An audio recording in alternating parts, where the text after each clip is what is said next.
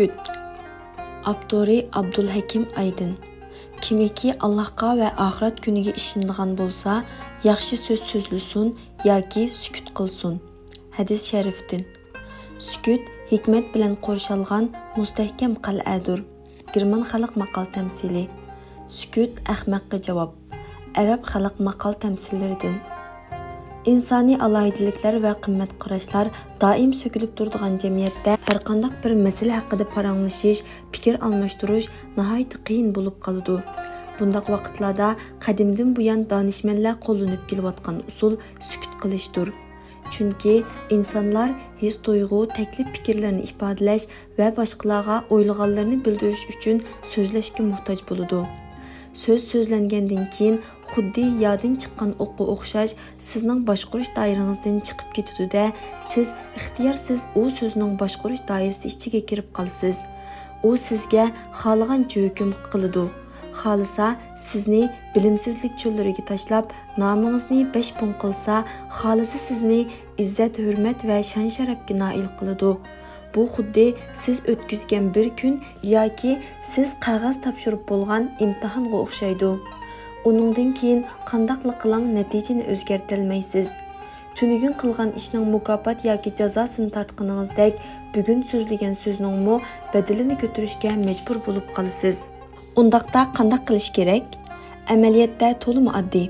Biz her işimizni söz arqali hal qilib ko'nib qolgan bir maxluq bo'lish sifatimiz bilan boshqa jonliqlardan bizni ayirib turadigan eng yorqin alayidligimizni so'zlash deb qarab keldik.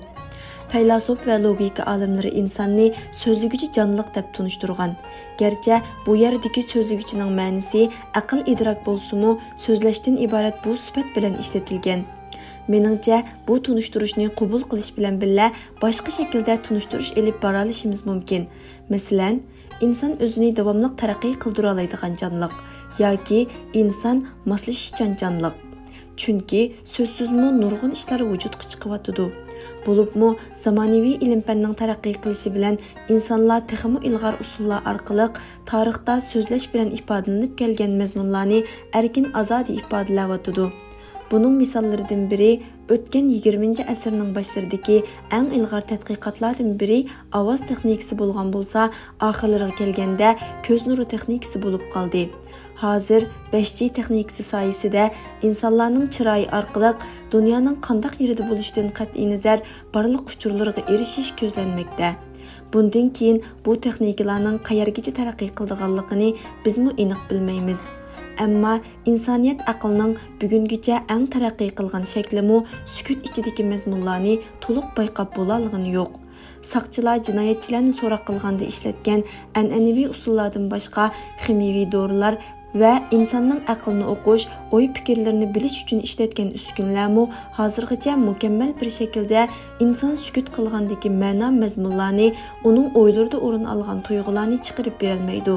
Demek, sükutdan ibaret bu qurolni 21-asrning eng ilg'or texnikalarmi yengolmadi. Sükut o'xshamagan madaniyatlarda o'xshash shaklda ta'riflanib kelgan bir isil xislat bo'lib, mayli ming yillar burunqi ibtidoiy jamiyat bo'lsin, mayli hozirgi eng taraqqiy qilgan zamonaviy jamiyatda bo'lsin, o'z davrining alohidaligi va voqealariga asosan ta'riflanib kelgan. German xalq tamsillarida sükut hikmat bilan qo'rshalgan mustahkam qal'adur deb ta'riflangan bo'lsa, Uyg'ur xalq tamsillarida ko'p so'z odamni ahmoq qilar, putdan yiqilgan turar, tildan yiqilgan turolmas degan tamsillar o'rin olgan. Bo'libmi islom madaniyatida sukutning o'rni alohida yuqori ko'tarilgan va xilma-xil nuqtadan sukutga o'rin hozirlangan. Masalan, ikki farishtaning insonning butun so'zlari va ish harakatlarini xotirlab mangadiganligi isbotlangan hadisda, agar so'z ig'izdan chiqmasa, hech qanday gunoh yozilmaydiganligini ifodalash bilan birga, yaxshi ishni o'ylab qilolmagan kishiga shu ishni qilganlik ajr beriladiganligi bayon qilingan. Ve sözlemaslik bilan cheklanib qolmasdan o'y fikr qilgan chaqdimi yaxshilikni o'ylash kerakligiga ishorat qilingan. Sukut islom fiqhisidami alohida o'ringa ega bo'lib, har qanday joyda o'zining rolini joriy qildirib kelgan. Nikoh babida ayol kishining roziligini sukuti bilan belgilagan. va bu orqali musulmon ayolning hayot tuyg'usiga qattiq hurmat qilingan.